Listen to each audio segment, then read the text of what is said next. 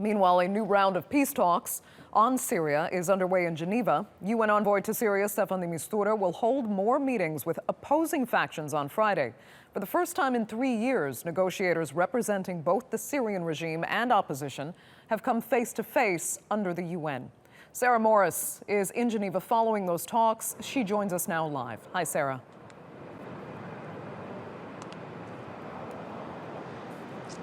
Hi, Andrea. Well, another day of talking happening here in Geneva. We don't expect the two sides of the Syrian conflict to come together in the same room, although anything can happen. It is Geneva peace talks after all. But we do understand that the delegations are going to hold separate talks with Staffan de Mistura, of course, the UN special envoy for Syria, and there's still a lot to sort out when it comes to working out what exactly is going to be on the agenda for these talks. We understand that the regime will speak first to Mr. de Mistura, and then the opposition will also meet with him. And they did this yesterday as well, and we've seen previously at these talks that there's a lot of shuttling of Mr. de Mistura between the two sides as he tries his best to bring them together. Talking of bringing them together, we're standing outside the opposition hotel here in Geneva. It's where the opposition is staying, and I am joined now by General Issam al-Rayes, who is a spokesman for the Southern Front Division of the Free Syrian Army. Thanks for joining us. First of all, this is the first time that the opposition delegation has involved representatives of the fighters who are actually fighting on the ground, like yourself. How important is that for these talks? Well, the Free Syrian Army duty is to fight in all the fields, and we believe there is no military solution for Syria. It's a political solution. So part of the fight is negotiations. We defected from the army, from the government army, because we believe that we don't want to kill our people, and that's why we are officers. We used to serve at the government, and now we fought to protect our people, and now we are fighting political fields to seek peace for Syria and to stop the bloodshed of the Syrians. That's our interest. That's what we care about, because our people is our interest, and we are the one who are defending Syrians at the end of the day. I also need to ask you about the platforms that also make up the opposition delegation here today, the Cairo and the Moscow platforms. There had been some reports yesterday, there had been some divisions within the opposition. Have you come together under one negotiating platform now? Since we discussed the delegations, we appointed two names for Cairo and Moscow within our negotiation delegation.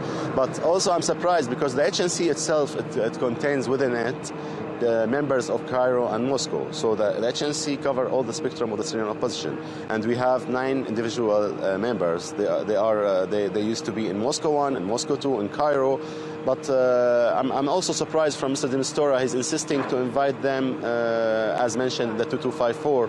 This is the only thing he wants to implement from the 2254. He forgot the besieged areas, he forgot aid to the besieged areas, he forgot all the important and intensive measure points and steps and ceasefire, and he's just insisting on this point because it's the opposition call. However, any delegation under the HNC, the High Negotiations Committee, is always welcome because it carries the same vision for our country, which we believe the reference is Geneva 1. The 2118-2254 resolution is the main issue to implement for Syria, and we are here to talk about the transitional government, the transitional body government.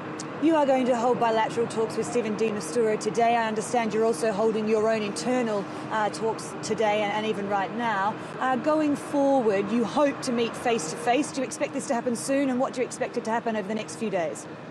We asked for direct negotiations. It's not the problem if it's direct or indirect negotiations. We prefer it to be direct because we don't want other parties to be disturbing or to make distortion around the negotiations. So we believe that the direct negotiations will give us a clear vision on what the regime is coming here for, because we know what we are here for. We are here for the political transition. It's very clear why we are here and what we are fighting for. For sure, the regime is the one who doesn't want negotiations, who doesn't want peace, because this is the only fuel Bashar Assad could continue living for Syria, by killing the people, by living on their blood. This is the only way. The regime and Iran are the parties who doesn't want the peace for Syria. Thank you very much for your time today. As you can hear there's still, Andrea, a lot of divisions that need to be sorted out before these talks can go on and really make anything meaningful of them. Okay, Sarah, thanks so much for that. As always, live from Geneva, where she's following those Syrian talks. Now,